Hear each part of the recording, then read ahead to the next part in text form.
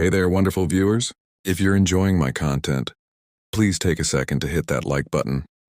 It really helps the YouTube algorithm show my videos to more people. Don't forget to subscribe if you haven't already. Now grab your favorite drink, sit back, relax, and let's dive into today's story. I promise it'll be worth your time.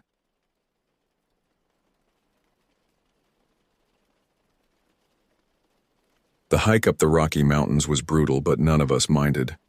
We were too caught up in the excitement of being out here, miles away from civilization. Just four friends in the untamed wilderness. The air carried the sharp scent of pine and something else, something wild and ancient that made my pulse quicken with anticipation. I glanced over at Brandon, who wore the biggest grin I'd ever seen, his eyes sparkling like those of someone who just discovered buried treasure. We all felt it. That intoxicating rush of freedom that only comes when you've left the modern world far behind. Casey took the lead as always, his experienced eyes scanning the trail ahead, pointing out elk tracks pressed deep into the mud and sharing stories about the massive black bears that roamed these peaks. His knowledge of the wilderness was encyclopedic, gained through decades of hunting and hiking in these very mountains. When we finally established our camp as the sun began its descent behind the jagged peaks, the sky erupted in brilliant shades of amber and crimson. The temperature dropped rapidly, but our fire caught quickly, sending sparks dancing upward into the gathering darkness. Soon we were lost in conversation, roasting hot dogs and sharing stories that grew more embellished with each telling. The night felt infinite and protective, as if we existed in a bubble of warmth and light surrounded by the vast darkness of the wilderness. I could hear the fire crackling hungrily, consuming the dry timber we'd gathered, and the wind whispered secrets through the towering pines that surrounded our clearing. In the distance, the haunting calls of coyotes echoed across the valley, a reminder that we were visitors in their domain. Everything felt perfectly balanced: four friends, unlimited wilderness, and the promise of adventure stretching out before us like an unwritten book. But as the darkness deepened around our small circle of light, something changed. The comfortable sounds of the wilderness began to fade, replaced by an oppressive quiet that seemed to press against my eardrums. Then, cutting through that unnatural silence like a blade, came a sound that made every muscle in my body tense. It was a low, rumbling growl that seemed to originate from somewhere deep in the black spaces between the trees. The sound was unlike anything I'd encountered before, too deep for a coyote, too threatening for an elk, and carrying an undertone of pure aggression that made my skin crawl with primitive fear. Brandon's head snapped up from the fire, his expression shifting from relaxed contentment to sharp alertness in an instant. "Did you hear that?" he whispered, his voice barely audible above the crackling flames. Marcus tried to laugh it off, but I caught the slight tremor in his voice when he said, "Probably just a bear checking us out. They're curious about the fire." But his eyes kept darting toward the tree line, and I noticed his hand had unconsciously moved closer to the bear spray clipped to his belt. The growl came again, closer this time, and with it came something that made my blood feel like ice water in my veins. It wasn't just the sound itself, it was the intelligence behind it. This wasn't the random vocalization of a wild animal going about its business. This was deliberate, calculated, as if something was testing us, measuring our reactions. Casey's weathered face had gone pale in the firelight. He'd spent more time in these mountains than the rest of us combined, and if he was worried, we should all be terrified. "That's not a bear," he said quietly, his voice carrying absolute certainty. "Bears don't sound like that." The fire suddenly seemed inadequate against the pressing darkness. Every shadow beyond our small circle could be hiding something with teeth and claws and intentions we couldn't fathom. The comforting sounds of the wilderness remained absent, as if every living thing in the forest was holding its breath, waiting to see what would happen next. We retreated to our tents that night, but rest was impossible. Every time I closed my eyes, that menacing growl echoed in my memory, and every small sound from outside made me bolt upright with my heart hammering against my ribs. The thin nylon walls of my tent felt like tissue paper against whatever had made that sound. I lay there in my sleeping bag, staring at the fabric ceiling and listening to the others shifting restlessly in their own tents. Occasionally, someone would clear their throat or adjust their position, and I knew I wasn't the only one lying awake, afraid to let down my guard even for a moment. Around 3 in the morning, I heard footsteps outside, heavy, deliberate footsteps that circled our camp with methodical precision. I wanted to call out, to wake the others, but terror had locked my voice in my throat.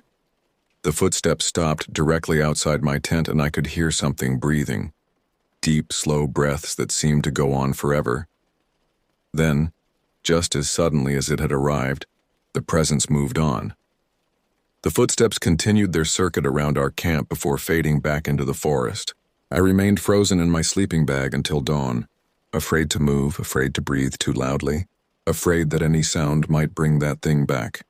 When morning finally arrived, we emerged from our tents haggard and hollow-eyed. None of us had gotten any real rest, and the strain showed on every face. We barely spoke as we prepared breakfast, each of us lost in our own thoughts and fears about what we'd experienced. As Casey prepared to douse the remains of our fire, Brandon called out from the edge of our campsite. His voice was tight with fear and disbelief. "You need to see this," he said, pointing at the ground near his feet. We gathered around him and stared at what he'd discovered. Pressed deep into the soft earth were footprints unlike anything I'd ever seen. They were enormous, easily twice the size of Marcus's size 12 boots, and the depth suggested something far heavier than any of us. But it was the shape that made my stomach turn. They were almost human in configuration, but elongated and distorted, with what appeared to be claw marks extending beyond where toes should be. The prints formed a complete circle around our campsite, confirming what I'd heard during the night. Something had indeed walked around our tents while we lay terrified and helpless inside. The spacing between the prints suggested a creature with an impossibly long stride, something that could cover ground with frightening efficiency. Casey knelt beside one of the prints, his face grave. He was a man who'd tracked everything from deer to mountain lions, but this clearly disturbed him. "I've never seen anything like this," he admitted, his voice barely above a whisper. "The size, the depth. Whatever made these had to weigh at least 400 pounds, maybe more."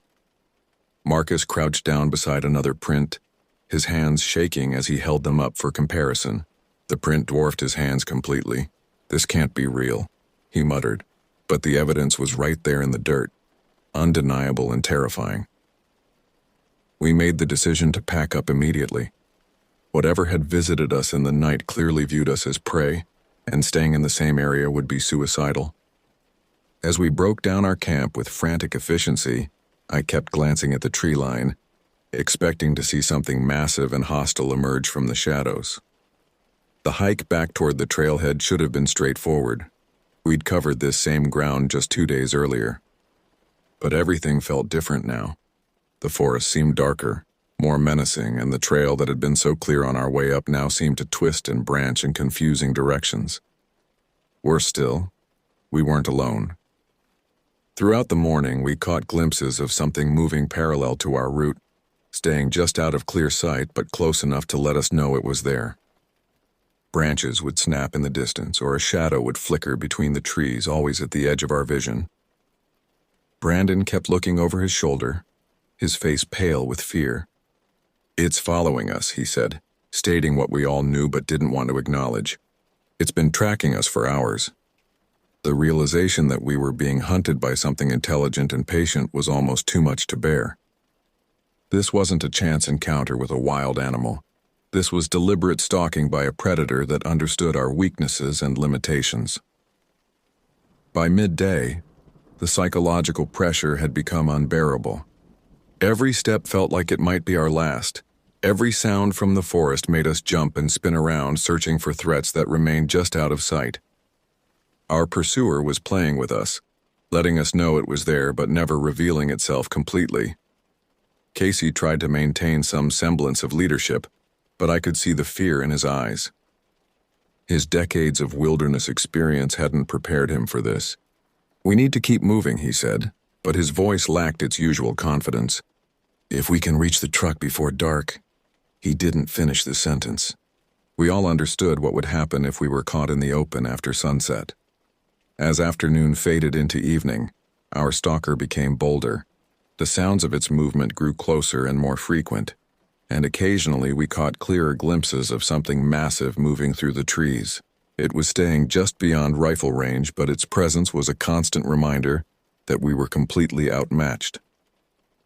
When we stopped for a brief rest, Marcus made a discovery that confirmed our worst fears. Fresh prints in the muddy bank of a small stream showed that our pursuer had crossed ahead of us at some point. It wasn't just following, it was herding us, driving us in a specific direction for reasons we couldn't understand.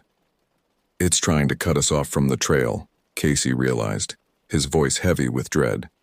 It knows where we're going, and it's getting there first. The tactical implications were terrifying. We were dealing with something that understood strategy and planning, something that could think several moves ahead. It had turned the forest into a chessboard, and we were just pawns being maneuvered into position for capture. As the sun sank lower, we abandoned any pretense of an orderly retreat. We were running now, crashing through underbrush and scrambling over fallen logs with desperate energy. Behind us we could hear our pursuer matching our pace effortlessly, the sound of its movement growing steadily closer. My lungs burned and my legs felt like rubber, but pure terror kept me moving. Every breath was a struggle, every step a monumental effort, but stopping meant death. The forest blurred past us as we fled, branches tearing at our clothes and faces as we fought our way through the undergrowth. Just as full darkness was about to claim the forest, we stumbled into a small clearing where we'd planned to make our final camp before reaching the trailhead, but our pursuer had anticipated this move. As we burst from the tree line, exhausted and gasping, we found ourselves face to face with our nightmare. It stood at the far edge of the clearing, and in that moment, all our worst fears were confirmed. The creature was massive, easily 8 feet tall and built like a nightmare fusion of man and beast. Its body was covered in dark matted fur, and its eyes reflected our flashlight beams with an intelligence that was somehow more terrifying than any mindless animal aggression. For a long moment, neither we nor the creature moved. It studied us with those unnaturally intelligent eyes, and I had the horrible feeling that it was deciding which of us to take first. The silence stretched on, broken only by our ragged breathing and the pounding of my heart. Then Marcus made a fatal mistake. He raised his rifle, and the creature's demeanor changed instantly from watchful patience to explosive violence. It let out a roar that seemed to shake the very ground beneath our feet, a sound filled with such primal fury that my entire body went numb with terror. What happened next occurred too fast for my mind to fully process. The creature moved with impossible speed for something so large, covering the distance between us in 3 massive bounds. Brandon screamed, a sound I'll hear in my nightmares for the rest of my life, as enormous claws wrapped around his torso and lifted him off the ground. The last thing I saw of my friend was his face, twisted in agony and terror, as he disappeared into the darkness beyond the clearing. His screams echoed through the forest for what felt like hours but was probably only seconds, growing fainter and more desperate before finally cutting off with horrible suddenness. The 3 of us who remained stood frozen in shock for precious seconds that almost cost us our lives. Then Casey grabbed my arm and shouted something I couldn't hear over the blood roaring in my ears, and we ran. We ran harder than I'd ever run in my life, crashing through the forest in blind panic, guided only by Casey's flickering flashlight and the desperate need to put distance between us and that monster. Branches slashed at my face and thorns tore at my clothes, but I felt none of it. My entire world had narrowed to the simple act of putting one foot in front of the other, of keeping up with the others, of staying alive for just one more minute. Behind us I could hear the creature pursuing, but whether it was toying with us or actually trying to catch us, I couldn't tell.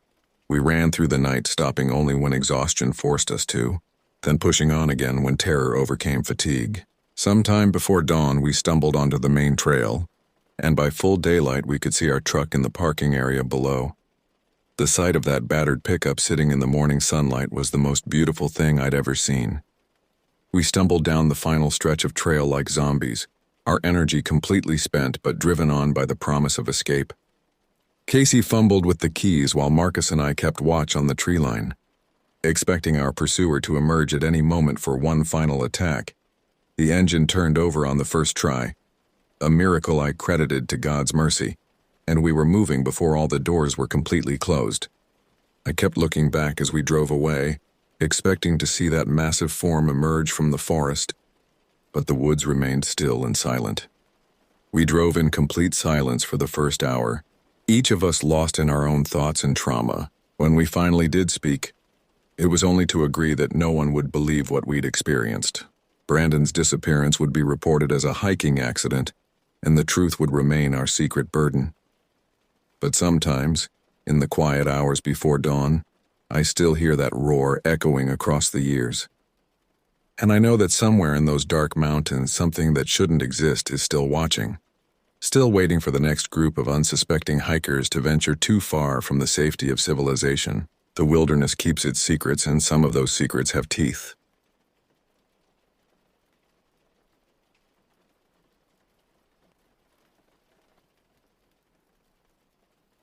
My name is Thomas Martinez. I'm 54 years old, and I've been a search and rescue officer for the United States Forest Service for nearly 2 decades.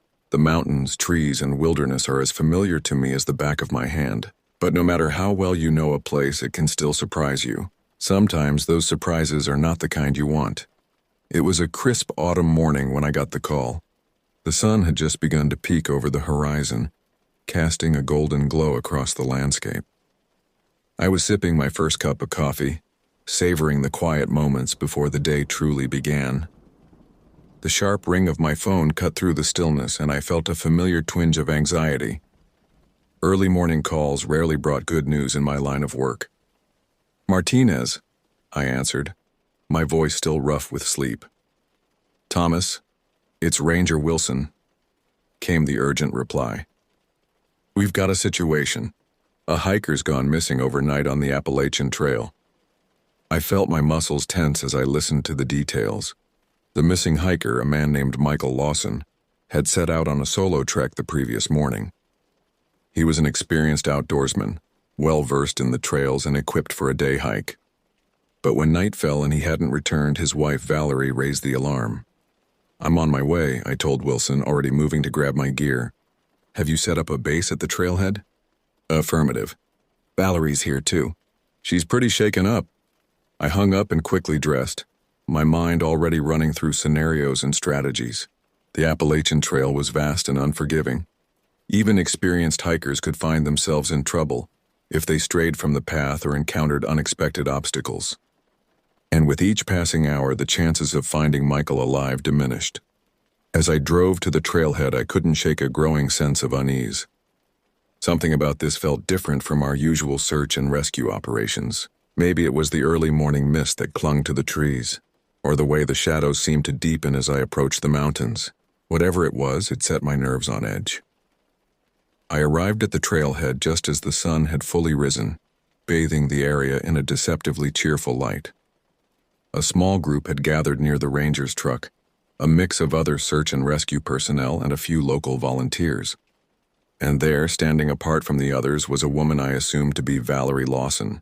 She was in her early 40s with dark hair pulled back in a messy ponytail. Her eyes were red-rimmed and puffy, evidence of a sleepless night spent worrying.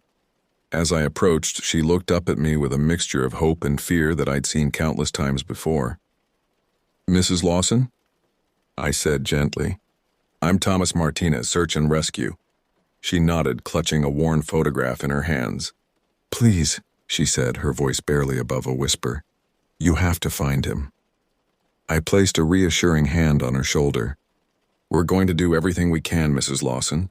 Can you tell me a bit more about your husband? Any specific areas he likes to explore or places he might have gone off trail?" As Valerie spoke, I studied the photograph she held. Michael Lawson looked to be about my age, with a sturdy build and a broad, friendly smile.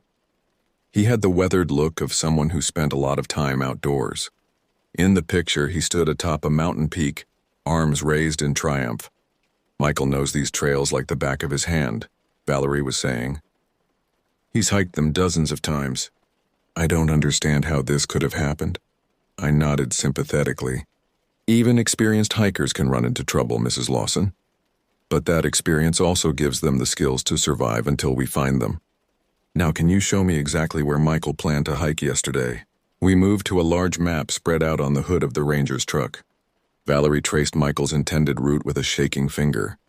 It was a challenging trail, but nothing out of the ordinary for someone of his skill level. As I studied the map, Ranger Wilson approached. "We've got teams ready to head out, Thomas. What's the plan?" I outlined our search strategy, dividing the area into grids and assigning teams to each section. "Remember," I told the assembled group, "Michael is an experienced hiker. He knows to stay put if he's injured or lost. Keep your eyes open for any signs of a campsite or shelter he might have made." With our plan in place, I turned back to Valerie. "Mrs. Lawson, I promise you we're going to do everything in our power to bring Michael home safely. The best thing you can do now is to stay here at base camp. We'll keep you updated on our progress." She nodded, tears welling up in her eyes. "Please find him," she whispered. I gave her hand a gentle squeeze before turning to gather my gear. As I shouldered my pack and checked my radio, I couldn't shake the feeling that this search was going to be different. The forest seemed to loom before me, its shadows deeper and more menacing than I'd ever noticed before. With a deep breath, I pushed those thoughts aside. I had a job to do, and a man's life depended on my focus and skill. I set off down the trail, the sounds of the forest enveloping me as I ventured deeper into the wilderness. The Appalachian Trail stretched out before me, a narrow ribbon of earth winding through the dense forest. The early morning sun filtered through the canopy, creating a dappled pattern of light and shadow on the ground. In any other circumstance, it would have been beautiful. But today, every shadow seemed to hold a potential threat. Every rustle in the undergrowth a possible clue to Michael Lawson's whereabouts. I moved at a steady pace, my eyes constantly scanning the trail and the surrounding forest. Years of experience had taught me to look for the subtle signs that most people would miss. A broken twig, a scuff mark in the dirt, anything out of place in the natural order of things. "Michael." I called out periodically, my voice echoing through the trees. "Michael Lawson. If you can hear me, call out or make a noise." But the only response was the chirping of birds and the whisper of wind through the leaves. As I hiked, I kept in radio contact with the other search teams, but so far, no one had found any sign of our missing hiker. After about an hour on the trail, I came to a fork. According to the map, Michael's planned route took the left path, which led up to a scenic overlook. But something made me pause. There, barely visible in the soft earth, was a footprint. It was partially obscured, but it seemed to be pointing towards the right-hand path. I crouched down to examine it more closely. The tread pattern matched the description of Michael's hiking boots. But why would he have deviated from his planned route? I radioed back to base camp. "This is Martinez. I found what might be a footprint matching Michael's boots, but it's leading away from his intended path. I'm going to follow it and see where it leads." "Copy that, Martinez," came the crackled reply. "Be careful out there. That trail hasn't been maintained recently." I acknowledged the warning and set off down the right-hand path. Almost immediately, I could see why it wasn't used often. The trail was overgrown, with branches reaching across the path and roots creating treacherous obstacles underfoot. The trees seemed to press in closer here, their gnarled trunks twisted into strange, almost humanoid shapes. As I pushed deeper into this less traveled part of the forest, the air grew noticeably cooler. The sunlight struggled to penetrate the thick canopy overhead, leaving me in a perpetual green twilight. The silence, too, was different here, deeper, more oppressive. Even the birds seemed to have fallen quiet. I continued to call out for Michael, but my voice sounded muffled and strange in the dense air. The forest seemed to swallow the sound, leaving me feeling increasingly isolated. After another hour of hiking, I came across a small clearing. My heart raced as I saw clear signs of human presence. A trampled area of grass, a few granola bar wrappers. Had Michael stopped here to rest? But as I examined the site more closely, my sense of unease grew. The wrappers were torn, not carefully opened. The grass wasn't just trampled. It was torn up in places as if there had been a struggle. And there, partially hidden beneath a fallen leaf, was a smear of something dark and red. Blood. My hand went to the radio at my belt, but I hesitated before calling it in. I needed to be sure. Slowly, carefully, I began to search the clearing, looking for any other signs of what might have happened here. That's when I saw the tracks. At first, I thought they must belong to a bear. They were large, with clear claw marks visible in the soft earth, but as I examined them more closely, I realized they were unlike any animal tracks I'd ever seen before. The shape was all wrong. Too elongated for a bear, too large for a wolf or mountain lion. And the claw marks, they were impossibly long and sharp. A chill ran down my spine as I followed the tracks with my eyes. They led from the disturbed area of the clearing into the densest part of the forest, where the trees grew so close together they formed a nearly impenetrable wall of vegetation. I took a deep breath, trying to calm my racing heart. There had to be a logical explanation for this. Perhaps Michael had encountered a bear and managed to fight it off, explaining the signs of struggle. Maybe he was injured and had sought shelter in the thick forest. But deep down, a part of me knew that what I was seeing didn't fit any explanation I could come up with. With shaking hands, I finally raised the radio to my lips. "Base camp, this is Martinez. I've found something. There are signs of a struggle and some blood. I've also discovered some unusual tracks. I'm going to need backup here." The radio crackled with static for a moment before a voice came through. "Copy that, Martinez. Can you describe the tracks? Are they animal?" I hesitated, not sure how to explain what I was seeing. I'm not sure. They're large with prominent claw marks, but they don't match any animal I'm familiar with." There was a pause on the other end. When the voice came back, it was tight with concern. "Martinez, hold your position. We're sending a team to your location. Do not follow those tracks alone. I repeat, do not follow those tracks alone." But even as I acknowledged the order, I knew I couldn't wait.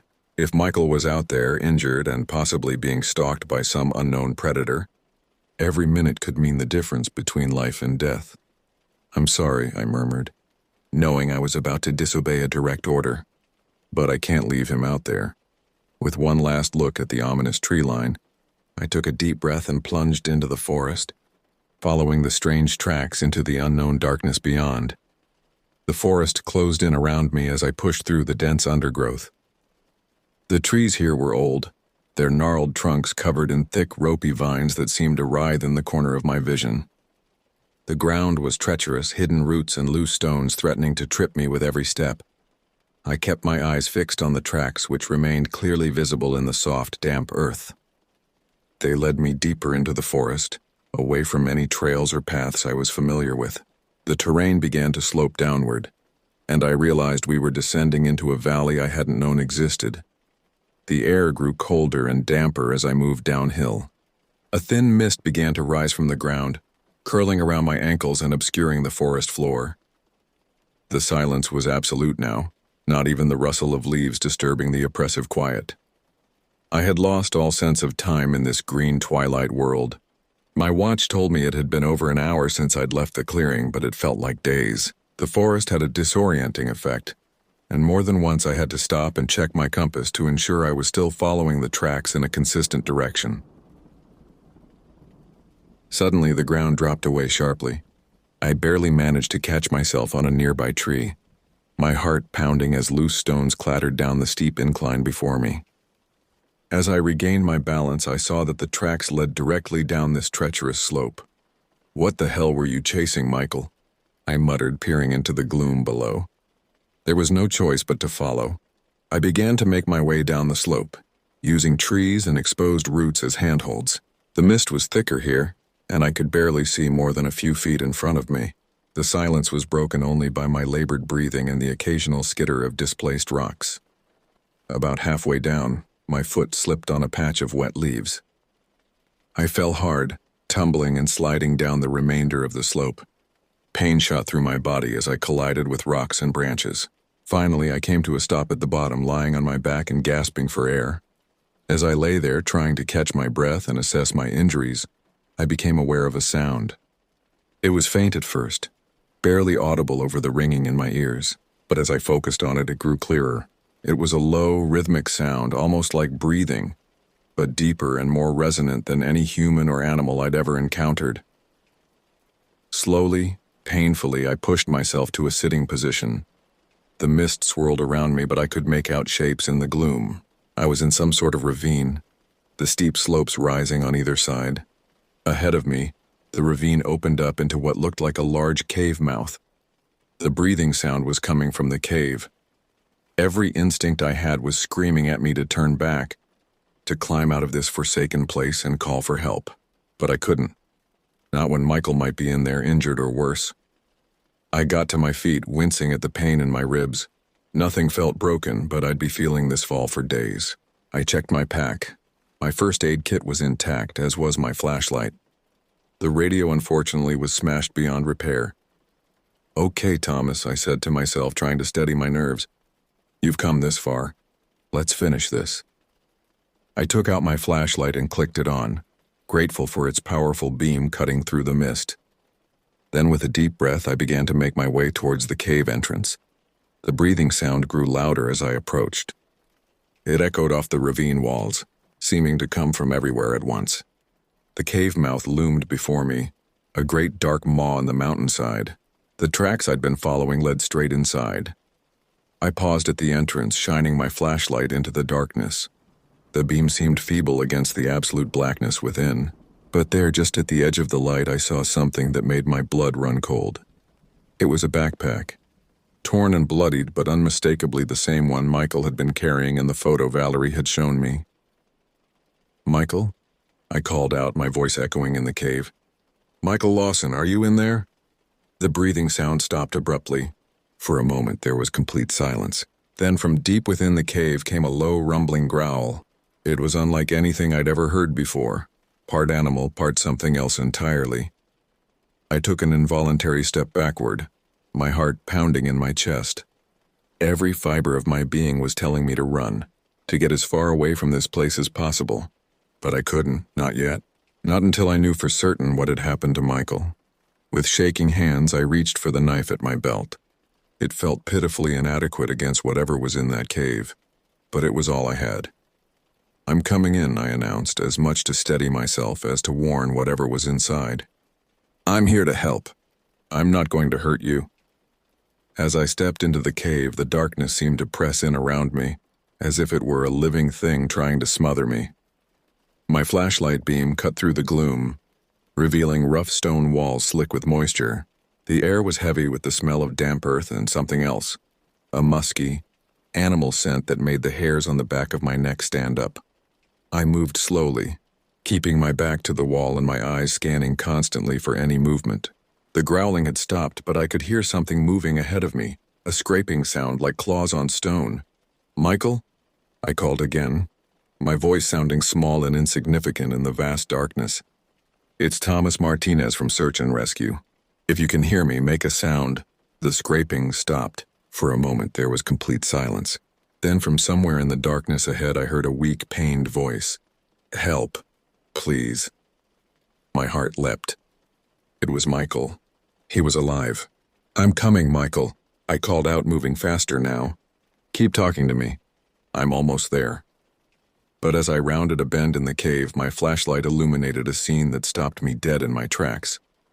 Michael was there, propped against the cave wall. His clothes were torn and bloodied, and his face was pale with shock and pain. But it wasn't his condition that made my blood run cold. It was the creature crouched over him. At first glance, it looked almost like a bear, but grotesquely misshapen. Its body was covered in thick, matted fur, but patches of scaly skin showed through in places. Its head was massive, with a protruding snout filled with razor-sharp teeth. But its eyes were almost human, gleaming with a terrible intelligence. As my light fell upon it, the creature turned its head towards me and let out a bone-chilling roar. I stumbled backward, my heart pounding so hard I thought it might burst from my chest. "Run!" Michael screamed. "For God's sake, run!" But I couldn't run. I couldn't leave him there. Instead, I did something that was either incredibly brave or incredibly stupid, probably both. I charged forward, yelling at the top of my lungs and waving my flashlight wildly. The sudden noise and light seemed to confuse the creature. It reared back, giving me just enough time to reach Michael. I grabbed him under the arms and started dragging him towards the cave entrance. "Come on," I grunted. "We've got to move." Michael tried to help, but he was badly injured. His leg was twisted at an unnatural angle, clearly broken. Behind us, I could hear the creature recovering from its momentary confusion. Its roar echoed through the cave, filled with rage and hunger. We were moving too slowly. I could hear the creature's claws scraping on the stone as it pursued us. The cave entrance seemed impossibly far away. "Leave me," Michael gasped. "Save yourself." "Not a chance," I growled, pulling him along with renewed determination. The creature was right behind us now. I could feel its hot breath on the back of my neck.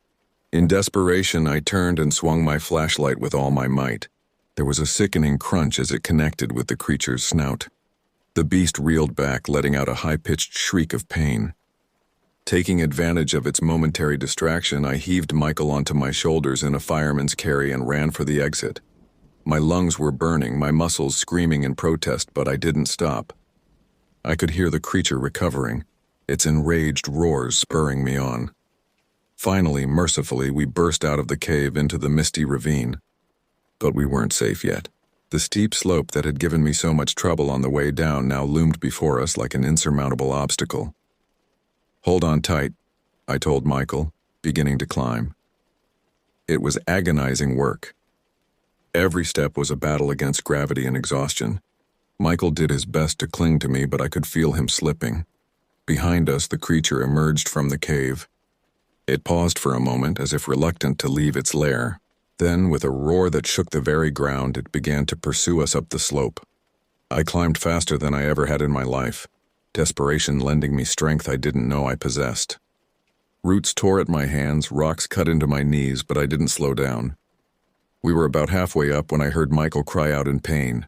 His grip loosened, and before I could react, he slipped from my shoulders. I turned just in time to see him tumbling down the slope, directly towards the waiting creature. Without thinking, I threw myself after him. I managed to grab his arm, but the momentum carried us both down. We rolled and slid, coming to a stop just yards from the snarling beast. The creature advanced slowly, savoring its victory.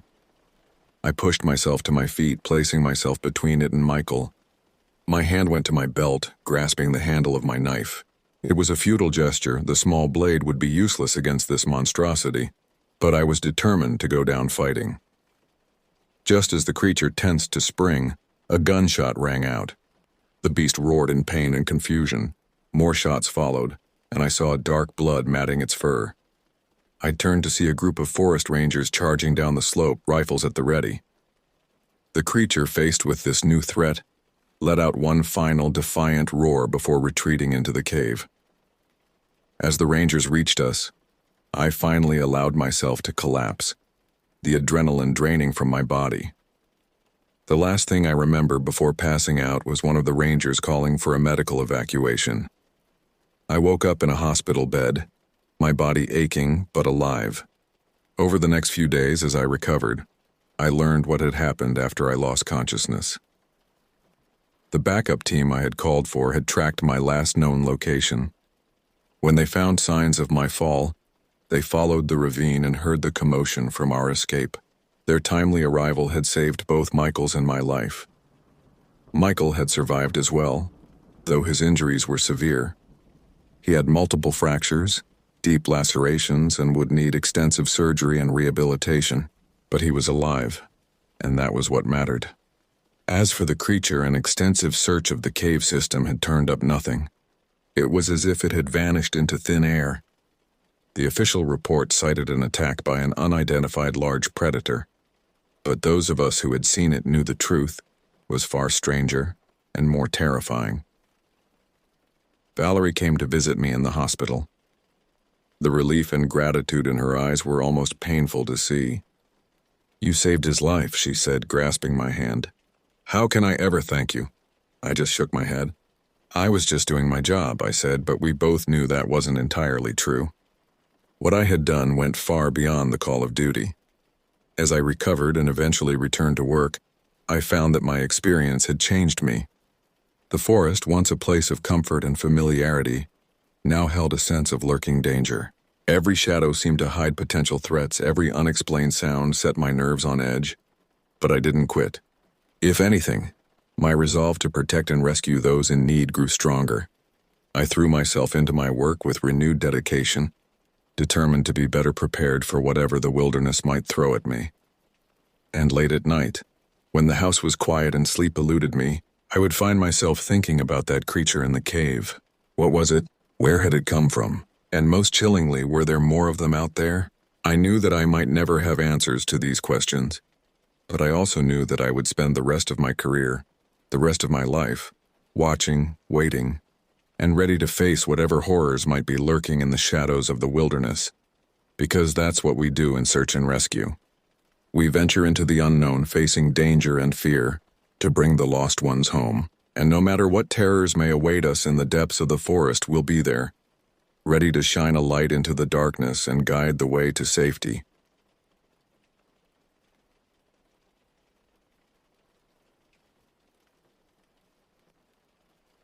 It was 1998, a year that would forever be etched in my memory, not for the mundane events that typically mark the passage of time, but for an experience that defied explanation and haunts me to this day. I was 28 then, a freelance graphic designer living in Nashville, Tennessee. My life was a delicate balance between the demands of city living and my innate longing for solitude and nature. My name is Michael Thorne, and this is my story. As summer approached, I found myself increasingly drained by the cacophony of urban life and the relentless pressure of demanding clients. The idea of escaping to my uncle's old cabin in the Smoky Mountains became not just appealing, but necessary. This wasn't a spur-of-the-moment decision. It was a pilgrimage I'd been making since childhood, a tradition that had evolved from family vacations to solitary retreats. The cabin, a weathered structure of rough-hewn logs and memories, stood as a testament to simpler times. It was located deep in the heart of the mountains, far from the nearest town and even further from cell phone reception or internet access. In an age when technology was rapidly transforming every aspect of daily life, this disconnect was precisely what I craved. As I packed my old Ford pickup for the weekend getaway, I felt a mixture of excitement and relief. The familiar routine of throwing a duffel bag of clothes, some non-perishable food, and my trusty sketch pad into the truck bed brought a sense of comfort. I'd done this so many times before, but this trip would prove to be unlike any other. The drive from Nashville to the mountains took about 4 hours, but it felt like a journey through time. As I left the city behind, the landscape gradually transformed. Concrete and steel gave way to rolling hills, which in turn yielded to the majestic mist-shrouded peaks of the Smokies. The winding mountain roads demanded my full attention, but with each mile I felt the weight of my urban life slipping away. I arrived at the turnoff to the cabin, just as the morning mist was beginning to lift. The narrow dirt road that led to my uncle's property was overgrown, branches scraping against the sides of my truck as I carefully navigated the familiar path. The isolation was palpable. I hadn't passed another vehicle since leaving the main highway an hour ago. As I rounded the final bend, the cabin came into view. It stood in a small clearing, a humble silhouette against the towering pines that surrounded it. The sight of it brought a flood of memories. Summer evenings spent on the porch with my parents, the smell of my uncle's pipe tobacco, the sound of crickets and distant owls as I drifted off to sleep in the loft. I parked the truck and stepped out, taking a deep breath of the crisp mountain air. The scent of pine and damp earth filled my lungs, instantly calming my nerves. The cabin looked much as it always had, perhaps a bit more weathered, with a slight sag in the porch steps and shutters that hung a little crookedly. But to me it was perfect. Grabbing my bags from the truck, I made my way up the creaky steps. The old key was hidden in its usual spot, tucked behind a loose board near the door frame. As I turned it in the lock, I felt a familiar sense of homecoming. The interior of the cabin was dim and musty. Dust motes danced in the shafts of sunlight that penetrated the grimy windows. I set about opening the shutters, letting in the fresh mountain air and the soft glow of mid-morning light. The cabin was essentially one large room with a small kitchenette in one corner and a bathroom off to the side. A ladder led up to the loft where I used to sleep as a child, but now I preferred the old pull-out couch on the main floor. I spent the next hour or so settling in, unpacking my supplies, sweeping the floors and wiping down surfaces. There was something meditative about these simple tasks, a way of reconnecting with the space and making it my own again. By the time I finished, my stomach was growling, reminding me that I hadn't eaten since early that morning. I fixed myself a simple lunch of canned soup and crackers, enjoying the quiet as I ate at the small, rough-hewn table by the window. Outside, a gentle breeze rustled through the trees, and somewhere in the distance, a woodpecker drummed out its rhythmic beat. This was what I had come for, this perfect, peaceful solitude. After lunch, I decided to take a walk and reacquaint myself with the surrounding forest. I grabbed a bottle of water and my sketch pad, thinking I might find a quiet spot to do some drawing. The trails around the cabin were overgrown, but still discernible if you knew where to look. I chose a path that I remembered led to a small stream about a mile away. As I walked, I couldn't shake the feeling that something was different. At first, I couldn't put my finger on it. The forest looked the same as it always had. Towering trees, underbrush thick with ferns and mountain laurel, the occasional glimpse of a startled deer or a scurrying chipmunk. But there was something else, something in the air that felt off. I tried to dismiss it as simply being out of practice with the woods. After all, it had been a couple of years since my last visit. But as I ventured deeper into the forest, the feeling grew stronger. It was as if the usual sounds of the woods, the birdsong, the rustle of small animals in the underbrush were muted, subdued. About halfway to the stream, I stopped to catch my breath and take a drink of water. As I stood there, I suddenly became aware of how quiet it was. Not the peaceful quiet I was used to, but an oppressive silence that seemed to press in on me from all sides. The hairs on the back of my neck stood up, and I had the distinct sensation of being watched. I turned slowly, scanning the trees around me. Nothing seemed out of place, but I couldn't shake the feeling that eyes were upon me. Rationally, I knew it was probably just my imagination working overtime.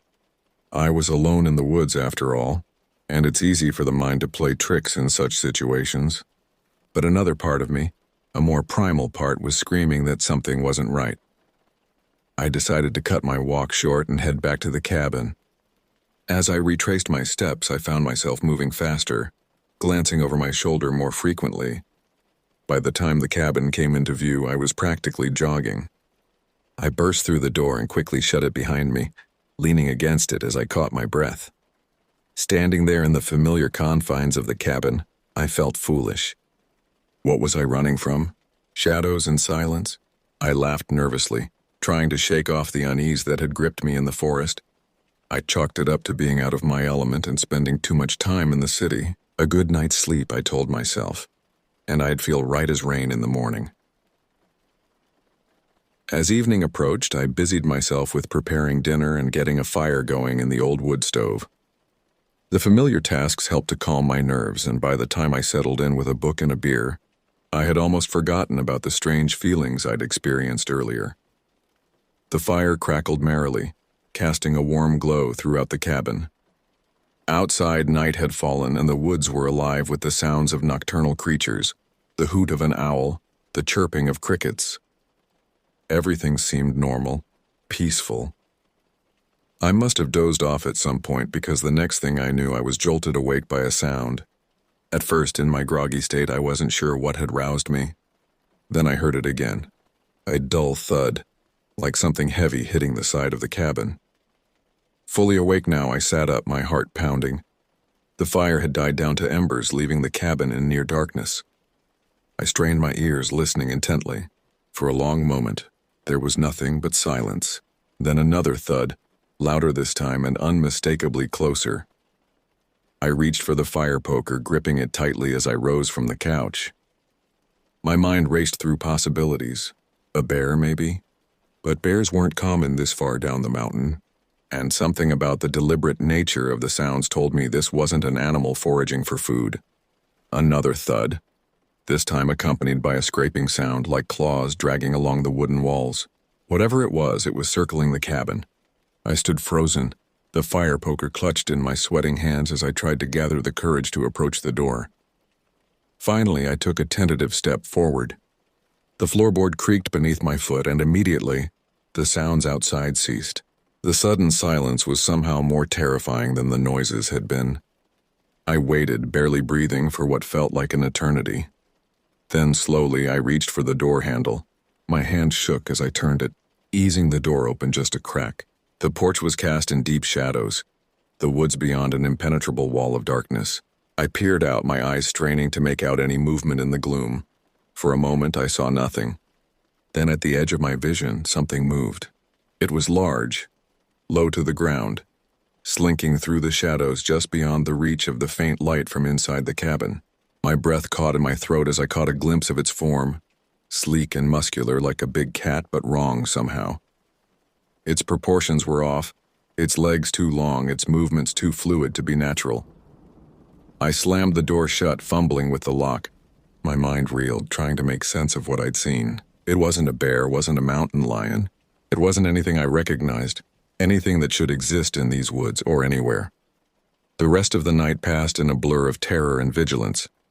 The thing outside continued its circuit of the cabin, occasionally scratching at the walls or thumping against the door. I sat huddled on the couch, the fire poker clutched to my chest, my eyes darting between the door and the windows, dreading the moment when the glass might shatter and the thing would force its way in. But it never did. As the first light of dawn began to seep through the trees, the noises stopped. The forest fell into an eerie silence as if holding its breath. I waited, tense and exhausted, for nearly an hour before I dared to move. When I finally summoned the courage to open the door, I was met with a sight that chilled me to my core. Deep gouges marred the wooden porch, claw marks far larger than any animal I knew could make, and there was a smell, a pungent, earthy odor with a metallic undertone that made my stomach churn. I didn't stop to investigate further. I threw my belongings into the truck haphazardly, my eyes constantly scanning the tree line.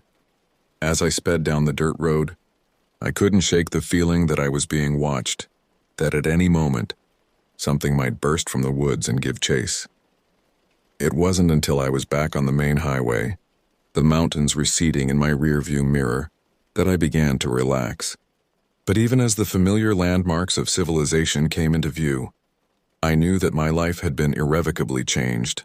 The world I thought I knew had been torn open, revealing something dark and inexplicable lurking just beneath the surface. I never returned to that cabin. I couldn't bring myself to go back, couldn't face the possibility of encountering that thing again. Sometimes, late at night, I find myself staring out the window of my apartment, wondering if it's out there somewhere, watching, waiting. And I know with a certainty that chills me to my core that there are some things in this world that defy explanation, some terrors that are better left alone in the dark of the forest. The drive back to Nashville was a blur. My hands gripped the steering wheel so tightly my knuckles were white, and I couldn't stop checking the rearview mirror, half expecting to see some monstrous shape loping along behind me. By the time I reached the outskirts of the city, the sun was high in the sky, and the events of the night before seemed almost like a dream, or rather, a nightmare. But I knew it wasn't a dream. The scratches on my arms from my frantic escape through the overgrown path to my truck were real. The lingering scent of that earthy, metallic odor still clung to my clothes, and the image of those impossibly large claw marks on the cabin's porch was seared into my memory. I spent the next few days in a daze. I went through the motions of my daily life, answering emails from clients, working on design projects, but my mind was elsewhere. I couldn't shake the feeling of being watched even in the heart of the city. Every shadow seemed to hide a threat. Every unexpected sound made me jump. Sleep became a luxury I could rarely afford. When I did manage to drift off, my dreams were filled with dark forests and glinting eyes, the sound of claws scraping against wood. More than once I woke up in a cold sweat, tangled in my sheets, the echo of my own scream dying in my throat. A week after the incident, I finally worked up the courage to call my uncle. I hadn't told anyone about what happened. Who would believe me? But I felt I owed him an explanation for why I had left the cabin in such a hurry, and why I wouldn't be going back. The conversation was awkward. I stumbled over my words, trying to find a way to explain what had happened without sounding completely insane. In the end, I settled for a half-truth, telling him I'd been spooked by some animal noises and decided to cut my trip short. There was a long pause after I finished speaking. Then my uncle's voice came through the phone. quiet and serious in a way I'd never heard before. "Michael," he said, "there's something I need to tell you about that land." What he told me over the next hour shook me to my core. The story had been passed down through our family for generations, he said, but most had dismissed it as nothing more than a folktale, a campfire story to scare children. According to the legend, the land where the cabin stood had once been sacred ground to a Native American tribe that lived in the area centuries ago. They believed it to be a thin place, a spot where the veil between our world and the spirit world was fragile. The tribe's shamans would come to this place to commune with the spirits, but they also warned of a dark entity that dwelled there, a creature that was neither animal nor spirit, but something in between. They called it the Watcher in the Woods, and they feared its insatiable hunger and its ability to take on any form it desired. When European settlers arrived and forced the tribe from their lands, the warnings about the Watcher were lost. My great-grandfather had built the cabin there unaware of the land's history. Over the years there had been stories, livestock gone missing, strange noises in the night, hikers disappearing without a trace. But nothing concrete, nothing that couldn't be explained away by more mundane causes. As my uncle spoke, pieces started falling into place. The strange silence in the forest, the feeling of being watched, the creature I had glimpsed. It all fit with the legend he was telling me. Part of me wanted to dismiss it all as superstition, but after what I had experienced, I couldn't deny the ring of truth in his words. "Why didn't you ever tell me this before?" I asked, my voice barely above a whisper. "Would you have believed me?" he replied. "Hell, I didn't really believe it myself until now. We all thought it was just a story." The conversation left me with more questions than answers, but it also gave me a strange sense of validation. I wasn't crazy. What I had experienced was real, even if it defied logical explanation. In the weeks that followed, I threw myself into researching the history of the area. I spent hours at the local library poring over old newspapers and historical records. I reached out to anthropologists specializing in Native American folklore, though I was careful not to reveal too much about my personal experience. What I found both fascinated and terrified me. There were other stories scattered throughout the region's history that seemed to describe encounters similar to mine.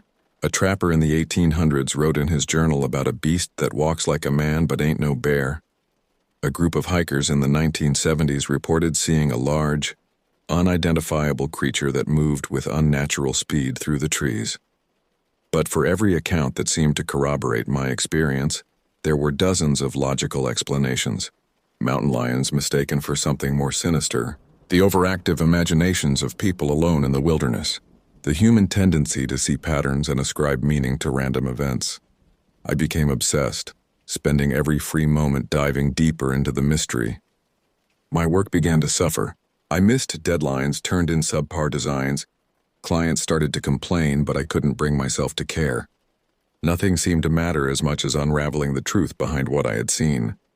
My friends noticed the change in me. They commented on the dark circles under my eyes, the way I would zone out in the middle of conversations.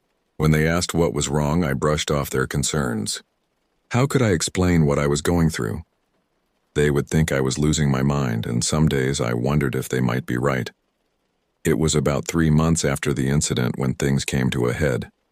I had been working on a particularly challenging design project, pulling an all-nighter to meet a tight deadline. As the first light of dawn began to filter through my apartment windows, I leaned back in my chair, rubbing my tired eyes. That's when I saw it. A shadow moving across my living room wall. It was there for just a moment, gone so quickly I might have convinced myself I had imagined it. But I knew with a bone-deep certainty that it was the same creature I had seen in the woods. Panic gripped me. I scrambled out of my chair, knocking over my cold cup of coffee in the process. I ran to the window, half expecting to see some monstrous shape lurking on the street below. But there was nothing, just early morning traffic and a few joggers going about their routines. I spent the rest of the day in a state of hypervigilance, jumping at every sound, scrutinizing every shadow. By nightfall, I couldn't take it anymore. I threw some clothes into a bag, got in my car, and started driving with no particular destination in mind. I just knew I couldn't stay in that apartment, couldn't bear the thought of seeing that shadow again. I ended up at a small motel just outside of Knoxville. As I lay on the lumpy mattress staring at the water-stained ceiling, I realized I had reached a crossroads.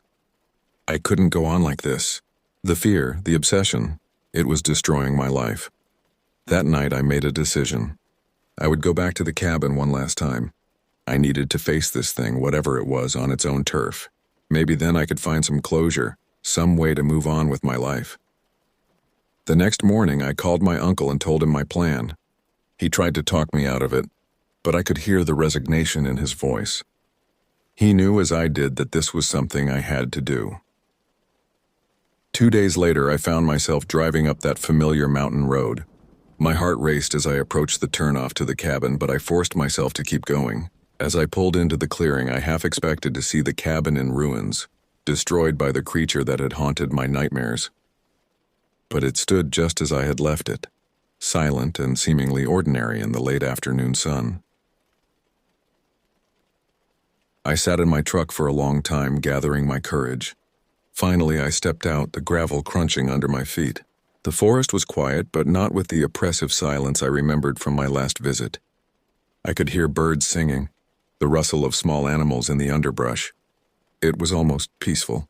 Slowly, I approached the cabin. The claw marks were still there on the porch, a stark reminder that I hadn't imagined the whole thing.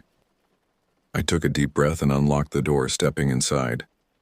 Everything was as I had left it. The half-empty can of beer on the table, my sketch pad lying open on the couch. I moved through the space, touching familiar objects, reacquainting myself with the place that had once been my sanctuary. As the day wore on and the sun began to set, I felt the old fear creeping back. But there was something else too, a sense of resolution, of coming full circle. I built a fire in the wood stove, its warmth a comforting presence as darkness fell. That night, as I sat on the porch watching the stars come out, I heard a sound from the woods.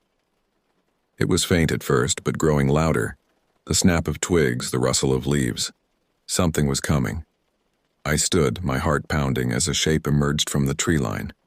In the dim starlight I could make out its form, sleek and powerful, moving with that same unnatural grace I remembered. But this time I didn't run. I stood my ground, facing the creature that had haunted me for months. It stopped at the edge of the clearing, its eyes reflecting the faint light from the cabin windows. For a long moment we regarded each other in silence. I could feel its intelligence, its ancient alien presence. And in that moment I understood something fundamental about the nature of fear, about the things that lurk in the shadows of our world. The creature made no move to approach.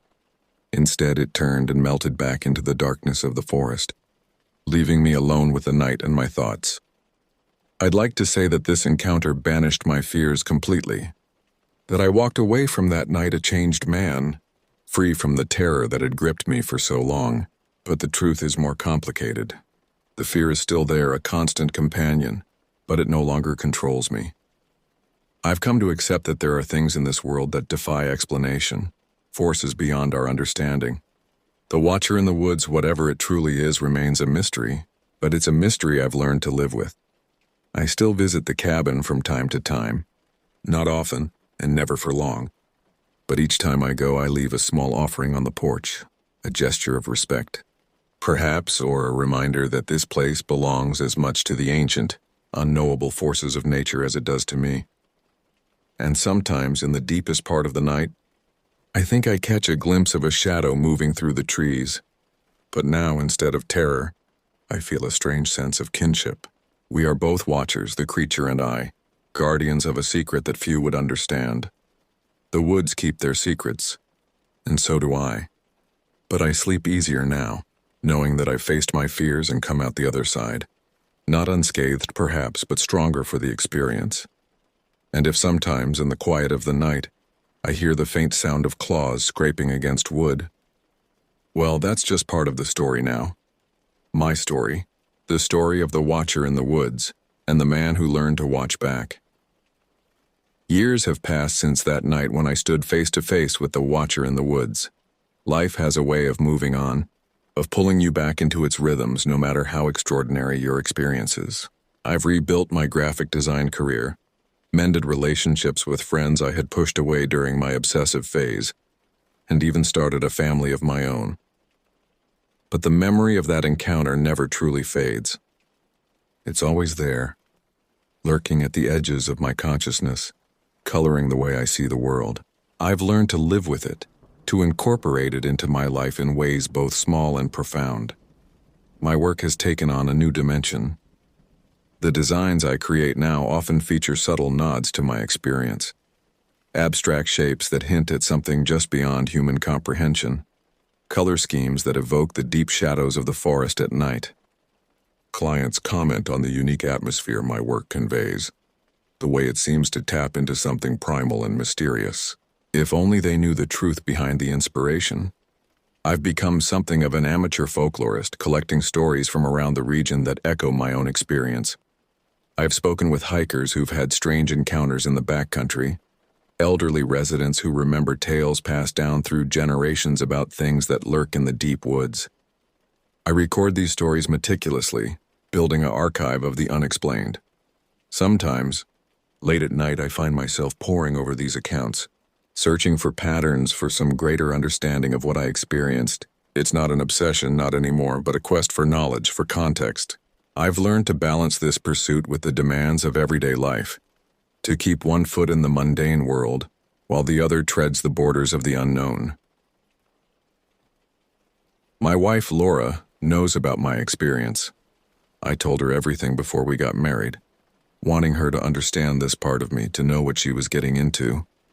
To her credit, she listened without judgment, offering support and understanding even if she couldn't fully comprehend what I'd been through. We have a daughter now, Ellie, a curious and adventurous 5-year-old who loves nothing more than when I take her camping. As I watch her explore the woods near our home, I'm struck by a mixture of joy and apprehension. I want her to love nature, to feel at home in the wilderness as I once did, but I also find myself scanning the tree line, listening for any hint of an unnatural silence. I've debated whether to tell Ellie about the Watcher when she's older. Part of me wants to protect her from the knowledge that the world is stranger and more dangerous than most people realize. But another part knows that understanding the true nature of the wilderness, both its beauty and its potential for terror, might one day save her life. For now, I content myself with teaching her basic wilderness skills, weaving in subtle lessons about respecting the unknown, about being aware of her surroundings. The forest has its own rules, I tell her. We're guests here, and we need to remember that. As for the cabin, it still stands. My uncle passed away a few years ago, leaving the property to me. I couldn't bring myself to sell it, despite Laura's initial misgivings. It's become a kind of pilgrimage site for me, a place I return to once or twice a year to, well, I'm not always sure why I go back. To remember? To confront my fears? To commune with something beyond human understanding? Perhaps all of these things. I never stay overnight anymore. But I spend long days there, maintaining the cabin, hiking the familiar trails. Sometimes I feel the presence of the Watcher, a prickling sensation on the back of my neck, a glimpse of movement just beyond my peripheral vision. But it never shows itself as it did that night years ago. Perhaps we've reached an understanding, the creature and I. This is its territory, and I am a respectful guest. On my last visit to the cabin, I made a discovery that shook me to my core. As I was clearing some overgrown bushes near the edge of the property, I found a stone. Not just any stone, but one that was clearly shaped by human hands. It was ancient, worn by centuries of weather, but I could still make out crude carvings on its surface. With trembling hands, I brushed away the dirt and moss. The carvings depicted a figure, part human, part animal, with elongated limbs and a sleek, powerful body. It was unmistakably the creature I had seen, the Watcher in the woods. This stone was proof that the legends my uncle had told me were true. The native tribes had known about this entity, had marked this land as its territory. And here I was, centuries later, still grappling with its existence. I didn't remove the stone. It felt wrong to disturb it. Instead, I cleared the area around it, creating a small natural shrine. As I worked, I felt a shift in the atmosphere, as if the forest itself was approving of my actions. That night, as I drove back to the city, I felt a sense of peace that had eluded me for years. The Watcher was real, had always been real, but it was also part of a natural order far older and more complex than I could ever fully comprehend. My role was not to understand it completely, but to respect it, to honor the mystery it represented. I've come to believe that there are places in this world where the veil between the known and the unknown is thin. The cabin, the woods that surround it, is one such place. It's a reminder that the world is vast and full of wonders and terrors beyond our everyday experience. As I write this account, sitting in my comfortable home office with the sounds of my family going about their evening routine in the background, I'm struck by the duality of my existence. I'm a man of the modern world, with all its technology and conveniences, but I'm also a man who has stood at the edge of a primeval mystery, who has locked eyes with something that by all rights shouldn't exist. This duality used to torment me. Now I see it as a gift. I live with one foot in each world, the mundane and the mysterious. It's not always an easy balance to maintain, but it's one that has brought richness and depth to my life that I never could have imagined. To those who might read this and dismiss it as the ramblings of a madman or the elaborate invention of an overactive imagination, I say, I understand. I was once like you, certain in my understanding of the world and its rules, but I invite you to look closer at the shadows in the forests, to listen more carefully to the silence between the sounds of the wilderness. You might just catch a glimpse of something that changes everything. And to those who read this and feel a shock of recognition, who have had their own brushes with the unexplained, I say, you are not alone. The world is stranger and more wonderful than most dare to imagine. Respect the mystery, honor the unknown, but don't let it consume you. There is a balance to be found between acknowledging the darkness and living in the light. As for me, I will continue to visit the cabin, to maintain my silent communion with the Watcher in the woods. I will continue to collect stories, to seek understanding while embracing the idea that full understanding may be beyond my grasp. And I will continue to live my life, to love my family, to find joy in the everyday world.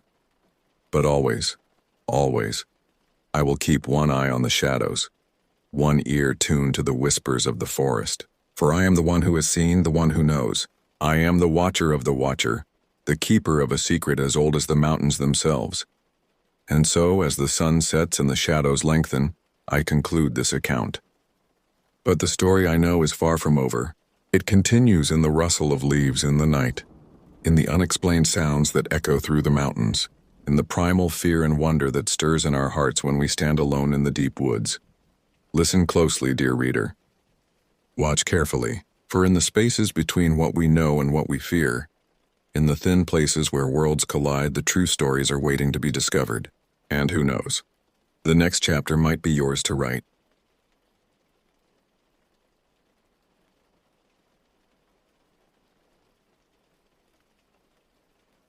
My name is Jeremiah Holt. I'm a divorced mechanic with no kids living in a small town near the Ozark Mountains.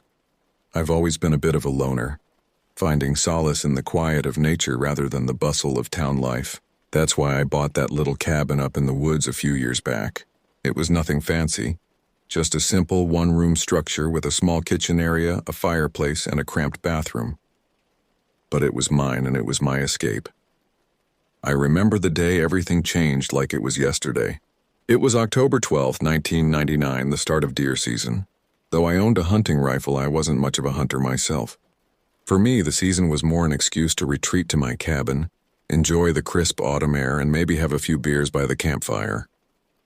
The drive up to the cabin that day was uneventful. The narrow, winding road snaked through the mountains, fiery fall colors painting the landscape in shades of red, orange, and gold. As I pulled up to the cabin, I felt the familiar sense of peace wash over me. The woods were old here, ancient really. They had a presence about them, a weight of history and secrets that both calmed and intrigued me. I spent the first few days doing what I always did, hiking the nearby trails, chopping firewood, and fixing up little things around the cabin. There was always something that needed attention. This time it was a leaky spot in the roof that I patched up. The work felt good, honest. It was a far cry from the complex engines and stubborn customers I'd dealt with back in town. Evenings were my favorite. I'd sit on the small porch nursing a cold beer, watching the sun set behind the trees. The forest would come alive with night sounds, owls hooting, crickets chirping, the rustle of small animals in the underbrush. It was during one of these quiet evenings that I first noticed something was off. It started with a feeling, really. A prickling on the back of my neck like I was being watched. I tried to shake it off, telling myself it was just my imagination running wild in the isolation. But then I heard it, footsteps, heavy ones, circling the cabin. At first, I figured it must be some drunk hunter who'd gotten turned around in the dark. It wouldn't be the first time someone had stumbled upon my little slice of paradise by accident. I called out, "Hey there. You lost?" My voice echoed in the darkness, but there was no response. Just an eerie silence that seemed to swallow up even the usual nighttime sounds. I waited, straining my ears for any noise, but there was nothing. Eventually, I convinced myself it was probably just a deer or maybe a black bear, common enough in these parts. I went to bed, but sleep didn't come easy that night. The next morning, I woke early, the events of the previous night still nagging at me. I decided to take a look around the cabin just to ease my mind. That's when I saw them, tracks in the soft earth around the cabin. They were like nothing I'd ever seen before, and I'd seen plenty of animal tracks in my time. These were big, much larger than a bear's, with long curved claw marks at the end of each toe. The stride length was immense, suggesting whatever made them was tall, really tall. As I followed the tracks, I noticed something else. Tufts of fur snagged on a low-hanging branch near one of the windows. It was coarse and dark, unlike any animal fur I recognized. My gut churned with a mix of fear and curiosity. Something wasn't right here, but I couldn't put my finger on what exactly was wrong. As a precaution, I went inside and loaded my hunting rifle. Better safe than sorry, I thought. That night, things escalated. The noises returned, but this time they were unmistakable. Something was out there, something big. I could hear it moving around the cabin, its heavy footfalls crunching on the fallen leaves. Then came the scratching, a horrific sound of claws dragging across the wooden walls of the cabin. I sat rigid in my chair by the fireplace, rifle clutched in my sweaty hands. The scratching moved from wall to wall, circling the cabin. Then I heard it. A low, rumbling growl that seemed to vibrate through the very floorboards. It was unlike anything I'd ever heard before. Not quite animal, not quite... Well, I didn't know what. Gathering my courage, I moved to the window, peering out into the darkness. The fire cast flickering shadows across the yard, and in those dancing shadows I saw it.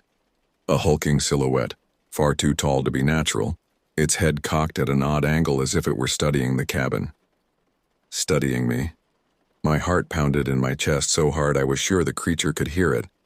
I'm not a man who scares easily. I've faced down angry customers and even a few barroom brawls in my day. But this was something else entirely. Every instinct in my body screamed danger. I decided I needed to do something to chase it off somehow. With shaking hands, I moved to the door, planning to fire a warning shot over its head. But the moment I cracked open the door, I froze. There it was, crouched on my porch not 10 feet away from me. In that moment, bathed in the warm glow of the firelight spilling from the open door, I got my first real look at the creature. Even now, years later, I struggle to describe it accurately. It's as if my mind rebels against the memory, trying to protect me from the sheer otherworldliness of what I saw. It was massive, easily as tall as me, even in its crouched position, and I stand over 6 feet. Its body was lean but corded with rippling muscles visible beneath a hide of taut, leathery skin. The arms were too long for its body, ending in hands tipped with claws that looked sharp enough to gut a deer in one swipe. Those claws dripped with some dark, viscous fluid that I prayed wasn't blood. But it was the creature's head that truly horrified me. It had a long, wolfish snout filled with row upon row of jagged teeth, each one looking sharp enough to tear through bone. Its nose was split, reminiscent of a snake's, flaring as it sniffed the air. And the eyes, God, those eyes. They were a sickly yellow color, glowing with an unnatural light and filled with an intelligence that chilled me to my core. This wasn't just some animal. There was a calculating, predatory mind behind those eyes. For what felt like an eternity, we stared at each other. I was paralyzed with fear, my finger frozen on the trigger of my rifle. The creature studied me, its head tilting this way and that like a curious dog. Then it let out a hiss, a sound so alien and terrifying that it broke me from my trance. I slammed the door shut, my hands shaking so badly I could barely throw the lock. Cursing myself for not taking the shot when I had the chance, I quickly moved to barricade the door with whatever furniture I could drag over. All the while, I could hear the creature outside circling the cabin, those heavy footsteps punctuated by occasional scratches against the walls and windows. Sleep was out of the question. I spent the night huddled in a corner, rifle aimed at the door, jumping at every sound. Those glowing eyes peered in through the windows periodically, watching, waiting. I've never felt so hunted, so utterly vulnerable in all my life. When the first rays of sunlight finally began to filter through the windows, the noises outside ceased. I waited for what felt like hours, ears straining for any sound of the creature's presence. Finally, when the sun was well and truly up, I gathered the courage to look outside. The area around the cabin looked like a war zone. Deep furrows were carved into the earth, trees bore deep scratch marks, and in several places I found more of that coarse, dark fur. But what caught my attention were the tracks, the same enormous clawed footprints I'd seen the day before. They led away from the cabin deeper into the woods. I knew I should leave. Pack up my things and get the hell out of there. But something held me back. Maybe it was morbid curiosity, or maybe I just couldn't believe what had happened and needed some kind of proof. Whatever the reason, I found myself following those tracks into the forest. The trail led me deeper into the woods than I'd ever ventured before. The trees grew denser, older, their gnarled branches blocking out much of the sunlight. The air felt heavy, oppressive, as if the forest itself was trying to warn me away. Still, I pressed on, following those massive footprints. After about an hour of hiking, I came upon a small clearing. There, half hidden by thick underbrush, was the mouth of a cave. The tracks led directly to it, disappearing into the inky blackness beyond. The entrance was larger than I expected, easily big enough for something as large as the creature I'd seen to pass through comfortably. I'm not sure what I expected to find, but standing there staring into that yawning darkness, I felt a deep sense of wrongness. This place didn't feel natural. The air around the cave entrance was noticeably cooler, and there was a faint acrid smell that made my nose wrinkle. I wasn't completely reckless. I knew better than to venture into an unknown cave, especially one that might house the creature I'd encountered. So I kept my distance, observing from the edge of the clearing. That's when I saw something that turned my blood to ice. Just outside the cave entrance, partially hidden by some low bushes, was a pile of bones. At first glance, I thought they might be deer bones, not uncommon in these woods. But as I looked closer, I realized with growing horror that not all of them were animal bones. Some were unmistakably human. My mind reeled, trying to process what I was seeing. How long had this thing been out here? How many people had fallen victim to it? And why hadn't anyone noticed? As these questions swirled in my head, a movement at the cave entrance caught my eye. Something was emerging from the darkness.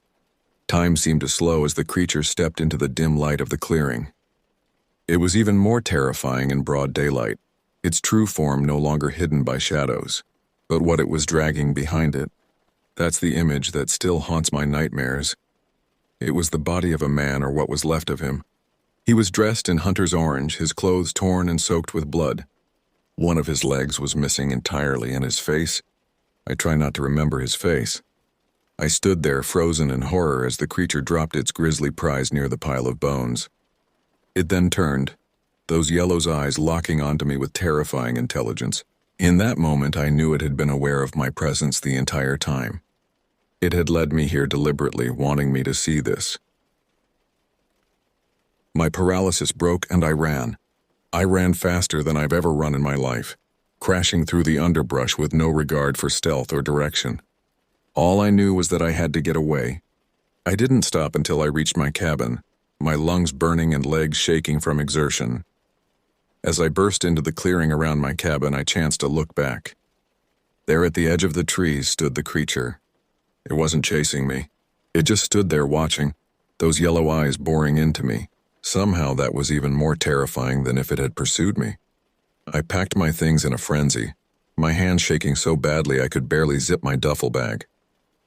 I didn't start to calm down until I was miles down the mountain road, the familiar sights of civilization coming into view. My first stop was the sheriff's office. I knew I couldn't tell them everything. They'd think I was crazy. So I spun a tale about a rogue bear, aggressive and unnaturally large. I mentioned the hunter's body, describing it as a mauling. I could tell they didn't fully believe me, but they took my statement seriously enough to send a search party up to the area. They never found anything, of course. No bodies, no abnormally large animal tracks, nothing. They chalked it up to poachers operating out of season, and possibly me being a bit jumpy alone in the woods.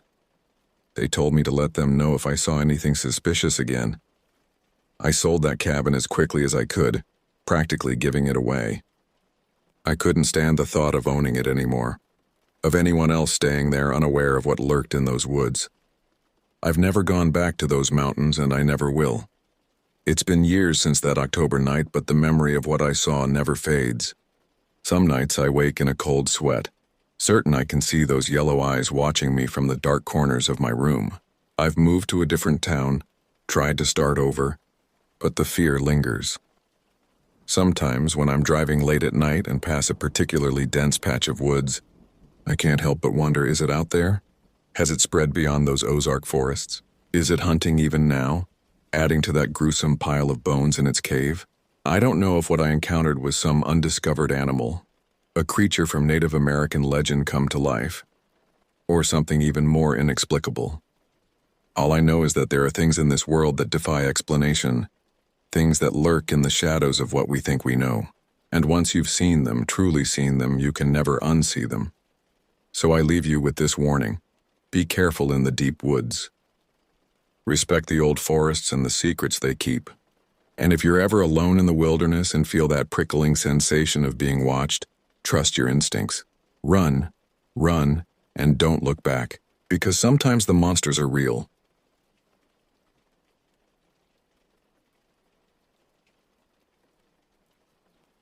I'd been planning this trip for months, obsessing over every detail like my life depended on it.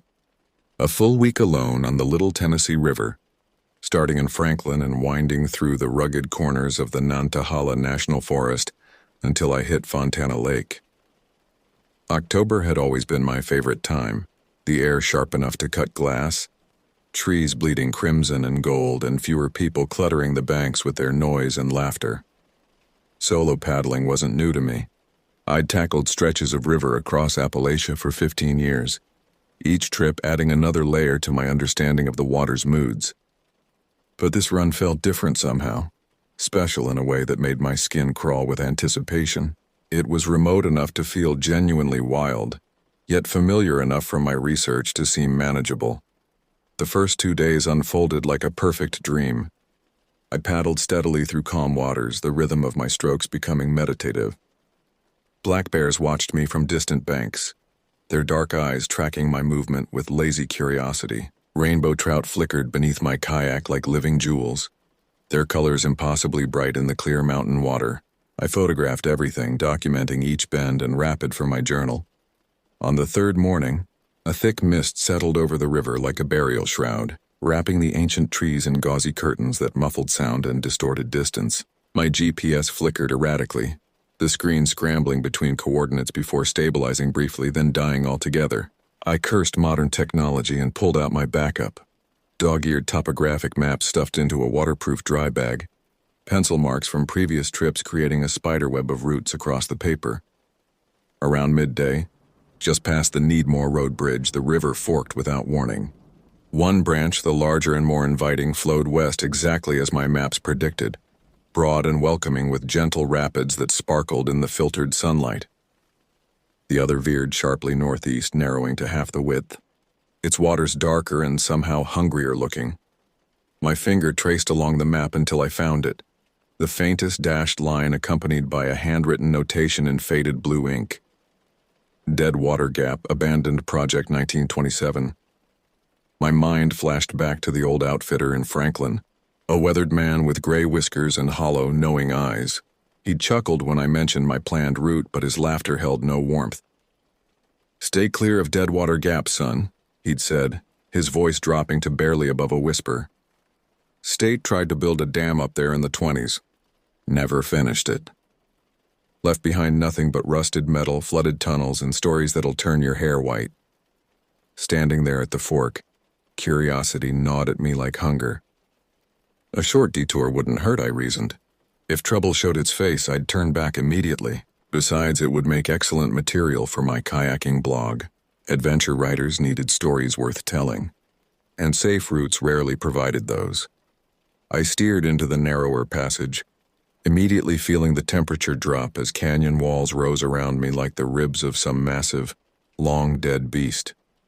The change was dramatic, from open river to enclosed gorge in less than 100 yards. Rhododendron bushes pressed close to the water's edge, their dark leaves creating a living tunnel that blocked most of the sky. Within 30 minutes, the gorge tightened its grip, transforming the cheerful babble of flowing water into something more ominous. Sunlight became a rare commodity, filtered through dense branches until it resembled the weak glow of a dying flashlight. My paddle strokes echoed strangely here, bouncing off damp stone and fallen timber with metallic resonance that made me wince. The current picked up gradually, pulling me forward with increasing insistence. What had started as gentle coaxing now felt like invisible hands dragging me deeper into the gorge's throat. I tried to activate my GPS one more time, pressing buttons frantically as the screen remained stubbornly black. The device was completely dead, as if the gorge itself had drained its electronic life. A half-mile further downstream, I encountered the first concrete evidence of human ambition gone wrong. A massive slab of crumbling concrete jutted from the muddy bank like a broken tooth, moss covering most of its surface in fuzzy green patches. Rusted rebar poked through the structure at odd angles, creating a skeletal framework that spoke of collapse and abandonment. It was clearly some kind of control house or turbine housing, left to decay when the project died. Weeds grew through cracks in the foundation, and something that might have been poison ivy climbed the walls in thick, sinister ropes. The sight disturbed me more than it should have. It looked fundamentally wrong among the forest's ancient rhythm, like a scar that had never properly healed. I paddled past quickly, not wanting to linger near the decaying monument to human failure, but more structures appeared around each bend. Remnants of access roads, collapsed bridges, rusted machinery half buried in silt. Each one sent a fresh wave of unease through my chest, a tightening that had nothing to do with physical exertion.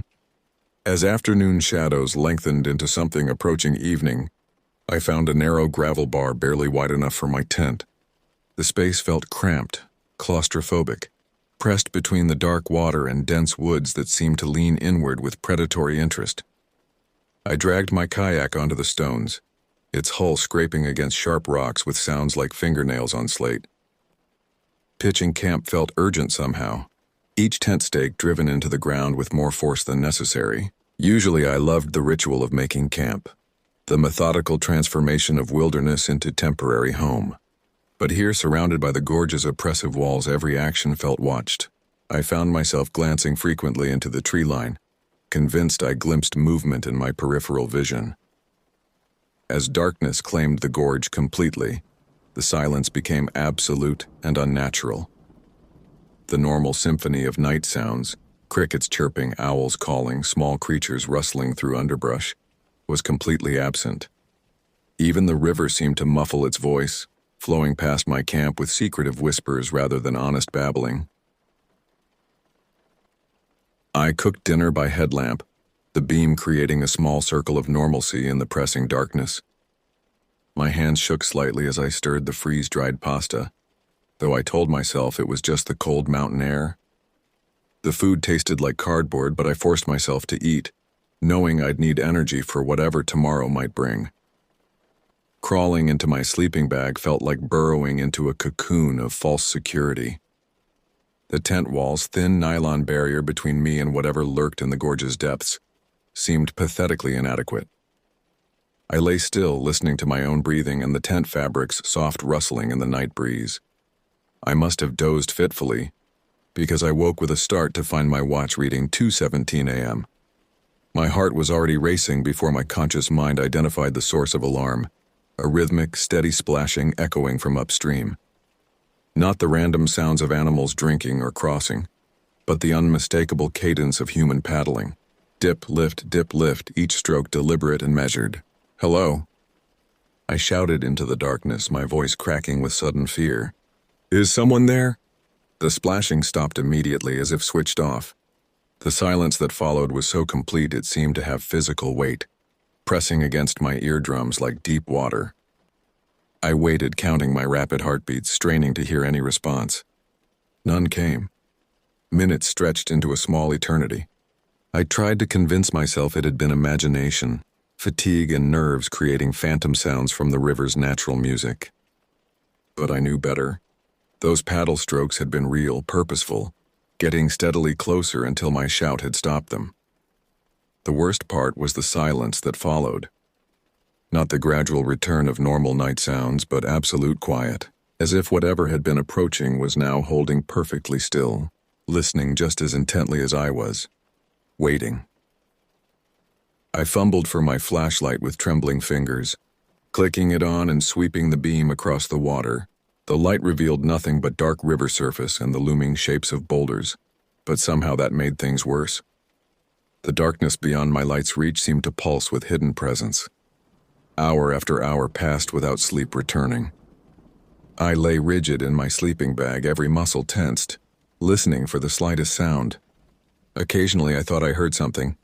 A twig snapping, leaves rustling without wind, the soft scrape of something moving across stone. But when I focused on these sounds, they faded into uncertainty. Dawn seemed impossibly far away, time moving with the sluggish pace of honey in winter. My watch became an enemy, its glowing digits crawling forward with maddening slowness. 2:43 a.m., 3:12 a.m., 3:38 a.m. Each check revealed how little progress the night had made toward morning safety. By 4 a.m., exhaustion began battling with fear for control of my consciousness. My eyelids felt weighted with lead, but every time I started to drift off, some small sound or imagined movement would snap me back to wakefulness. The tense nylon walls seemed to breathe around me, expanding and contracting with each gust of wind. When the first gray hints of dawn finally began filtering through the gorge, I had been awake for over 6 hours straight. My body ached from maintaining tension, and my nerves felt raw as exposed wire. But I had survived the night, and daylight promised escape from whatever had been stalking me in the darkness. The weak morning light revealed a landscape subtly changed from the day before, as if the darkness had rearranged details while I cowered in my tent. Frost covered everything in a thin shell of ice crystals, and my breath formed thick clouds that dissipated slowly in the still air. I broke camp with frantic efficiency, stuffing gear into dry bags without my usual methodical care. Everything felt urgent now. Staying in one place too long invited whatever had circled my camp during the night to return. My fingers, stiff with cold and adrenaline, fumbled with buckles and zippers. The river had dropped several inches overnight, exposing muddy banks that bore strange impressions, marks that might have been footprints if they hadn't been so oddly shaped, too narrow for adult human feet, but too large and well-defined for animals. I forced myself not to look too closely, afraid of what I might confirm. My kayak felt heavier as I dragged it back to the water, as if the night had somehow added invisible weight.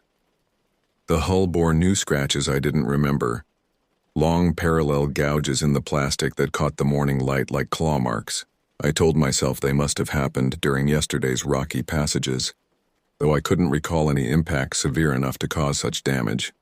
Paddling downstream, I hoped distance would ease the oppressive atmosphere, but the gorge seemed determined to maintain its grip on my sanity. Around each bend, new evidence of the failed dam project emerged from the morning mist. Concrete intake pipes jutting from the bank like broken bones, rusted machinery half submerged in murky pools. The skeletal remains of wooden scaffolding, gray with age and decay. Each structure told part of a story I was beginning to wish I'd never started reading. This had been an ambitious project once. Dozens of workers blasting tunnels through solid rock, pouring concrete foundations, installing massive turbines designed to harness the river's power. Then something had gone wrong, catastrophically wrong, and the site had been abandoned so quickly that valuable equipment remained where it fell. The largest structure appeared around a sharp bend, a partially completed dam that created a deep pool above its concrete face. Water spilled over the top in multiple streams, creating a curtain that sparkled deceptively in the pale sunlight. But it was what I saw floating in the pool that made me dig my paddle hard into the water, driving myself toward shore. A small boat drifted near the dam's base, handmade from rough planks and canvas, primitive but functional. A single lamp mounted on what looked like an old mining helmet reflected weakly off the water near the boat's stern. The craft appeared empty, but something about its presence filled me with dread. As I watched, the boat began moving with purpose, not drifting with the current but being deliberately propelled by someone or something I couldn't see. It slipped behind the falling water, disappearing into the dark space between the dam and the curtain of overflow. "Wait!" I shouted, my voice echoing off the concrete walls. "I can see you." The boat reappeared on the far side of the falls, empty as before, but still moving with clear intent.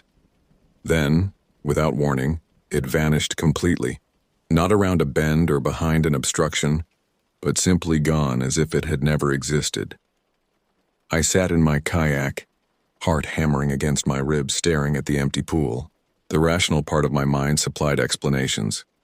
Optical illusions created by moving water, debris that had only appeared boat-shaped, fatigue playing tricks with my perception. But my gut knew better.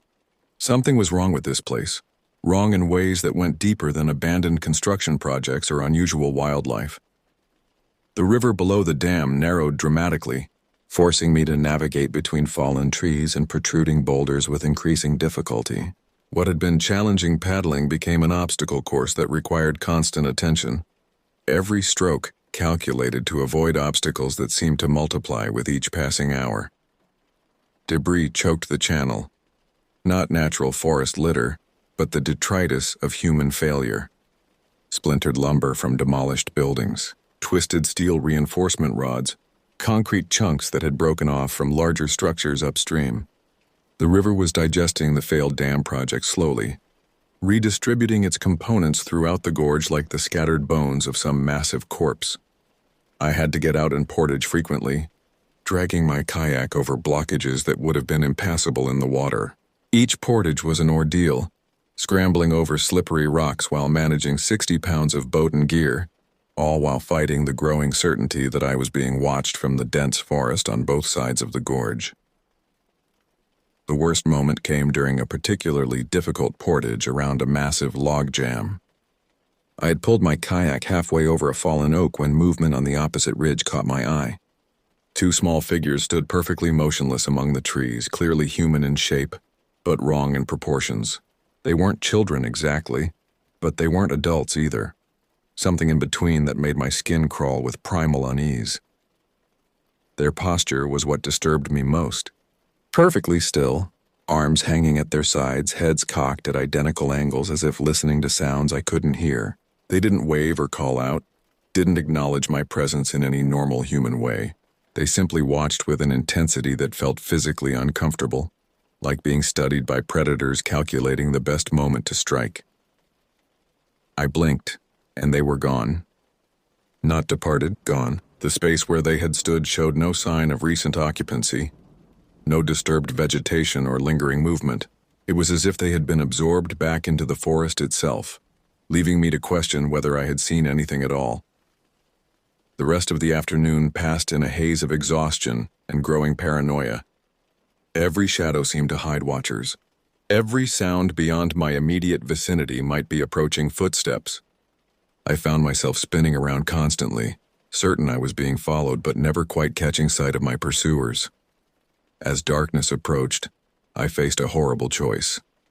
I could continue paddling in the dark, risking injury or death on the obstacle-filled river, or I could camp again and face another night of terror. The memory of those rhythmic paddle strokes and the boat that vanished into nothingness made the decision feel impossible. But exhaustion was making the choice for me. My arms ached from hours of portaging, and hypothermia was becoming a real threat as my wet clothes leached body heat into the cold air. I had to find shelter, even if that shelter felt more like a trap than safety. I spotted a small rocky outcropping about 50 yards up the bank, elevated enough to provide some tactical advantage while still being accessible with my gear. The climb was treacherous in the failing light, loose rocks skittering down the slope with each step, but eventually I reached a flat area just large enough for my tent. Setting up camp felt like preparing for siege. Every tent stake driven into the rocky soil was hammered with the knowledge that the thin nylon walls provided no real protection against whatever had been stalking me. I arranged my gear methodically, keeping my knife and flashlight within easy reach, though I had no illusion that either would be effective against threats I couldn't understand. As full darkness claimed the gorge, I sat outside my tent listening to the oppressive silence. No night birds called. No insects buzzed around my headlamp. Even the river seemed to muffle its voice, flowing past my elevated position with whispered secrecy rather than honest noise. That's when I saw the light moving along the opposite bank, a single weak beam sweeping slowly back and forth like a search pattern. It moved too steadily to be carried by someone walking rough terrain, gliding through the trees with impossible smoothness. Occasionally it would pause, the beam holding steady on a particular spot for long seconds before resuming its methodical search. The light disappeared around a bend, but I knew it would be back. Whatever was hunting me had found my location and was probably coordinating some kind of approach. The elevated position that had seemed tactically sound now felt like a trap. There was only one way down, and anything coming up would have to pass directly below my camp. I forced myself to remain still, controlling my breathing and listening for any sound that might indicate approaching danger. Hours passed with agonizing slowness. My legs cramped from maintaining the same position, but I didn't dare move or make any noise that might reveal my exact location. Around 2 a.m., I heard them, soft footsteps on loose rock, multiple sets moving with careful coordination up the slope toward my camp. Not the random scrambling of animals, but the purposeful advancement of something that understood tactics and terrain. Panic shot through me like electric current. I grabbed only my most essential gear, knife, flashlight, emergency blanket, and slipped out the back of my tent into the darkness beyond. The rocky outcropping provided some concealment, but I knew it was only temporary. Whatever was approaching would find my abandoned campsite within minutes. I stumbled blindly uphill through thorny underbrush, branches tearing at my clothes and exposed skin. The weak moonlight filtering through the forest canopy provided barely enough illumination to avoid the largest obstacles. But I moved as quickly as I dared, driven by terror and adrenaline. Behind me, I heard sounds that confirmed my worst fears. Tent fabric ripping, gear being scattered and examined, low voices speaking in tones too quiet and distorted to understand. They had found my camp and were conducting a thorough search, learning everything they could about their quarry. I climbed for what felt like hours but was probably only 30 minutes, until I crested the ridge and began descending toward the river on the far side. The sound of moving water guided me through the darkness, drawing me toward what I hoped would be an escape route. But instead of the river, I found something much worse. A circular opening carved into the hillside, part of the abandoned dam project's infrastructure. The tunnel mouth yawned like a hungry throat, but behind me the sounds of pursuit were growing closer. Soft voices calling to each other in the darkness, coordinating their search pattern with terrifying efficiency. I had no choice. The tunnel might be a dead end, but staying outside guaranteed capture by whatever was hunting me through the forest. I plunged into the artificial cave, my flashlight beam revealing concrete walls slick with moisture and decades of decay. The tunnel was larger than I had expected, wide enough for several people to walk abreast. Rusted rails ran along the floor, probably used to transport equipment during construction. Side passages branched off into deeper darkness, creating a maze of interconnected chambers and access shafts. I chose the largest passage and followed it deeper into the mountain, my footsteps echoing despite my attempts at stealth. The air grew colder and more humid as I descended, carrying the smell of rust, standing water, and something else. something organic and unpleasant that I didn't want to identify. After several minutes of stumbling through the darkness, I reached a larger chamber where multiple tunnels converged. Ancient machinery filled the space, massive turbine housings, electrical panels with their guts exposed, pumps and generators that would never run again. Everything was covered in layers of rust and mineral deposits from decades of water damage. In one corner of the chamber, I found a pile of rotted canvas and moldy blankets, evidence that someone else had sheltered here before me. The fabric fell apart at my touch, revealing scraps of newspaper that crumbled into illegible fragments. But one headline survived long enough for me to read, "Dam project workers still missing," dated September 15, 1927. The implications hit me like physical blows. Workers from the original project had disappeared, never found, never explained. The children I had glimpsed were their descendants, born in these tunnels and raised on stories of abandonment and betrayal. They had never left because they had nowhere else to go, creating their own society in the dark spaces beneath the mountain. A sound from the tunnel entrance froze my blood, the scraping of small feet on concrete. Moving with the confidence of those who knew every inch of this underground maze, they had followed me into their domain, and now I was trapped with nowhere left to run. I switched off my flashlight and pressed myself against the rusted bulk of a massive generator, trying to become invisible in the absolute darkness. My breathing sounded thunderous in the confined space, each inhalation and exhalation announcing my location to anyone listening carefully. The footsteps grew closer, accompanied by the soft murmur of voices speaking a dialect I couldn't understand. Words that might have been English once but had evolved in isolation until they became something else entirely. Occasionally I caught fragments that sounded familiar, but the meaning remained opaque. A weak light appeared at the tunnel entrance, growing stronger as its bearer approached my hiding place. Not the harsh beam of a modern flashlight, but the warmer glow of flame, probably a candle or oil lamp. The light danced across the chamber walls, creating shifting shadows that transformed rusted machinery into crouching monsters. I held my breath as the light passed close to my hiding spot, the bearer moving with casual familiarity through the obstacle course of abandoned equipment. Whoever was carrying the lamp knew this space intimately, navigating by memory as much as sight. More lights appeared behind the first, at least 3 or 4 separate sources moving in coordinated patterns.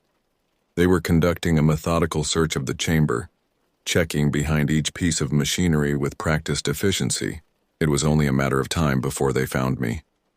Desperate, I began moving carefully along the wall, using the generator as concealment while working toward one of the side passages I had noticed earlier. The concrete floor was littered with debris that threatened to betray my movement with each step. Broken glass, metal fragments, chunks of deteriorated concrete. A piece of rusted pipe clanged against my shin, the metallic sound echoing through the chamber like a gunshot. The searching lights immediately converged on my location, and I heard excited voices calling to each other in their strange dialect. I abandoned stealth and ran blindly toward the nearest tunnel, my flashlight beam wildly illuminating the passage ahead. Behind me, the pursuit began in earnest, multiple sets of feet pounding against concrete, voices raised in what sounded like hunting calls. The passage branched and branched again, creating a maze of potential escape routes and deadly dead ends. I chose directions randomly, hoping speed would compensate for my ignorance of the tunnel system's layout.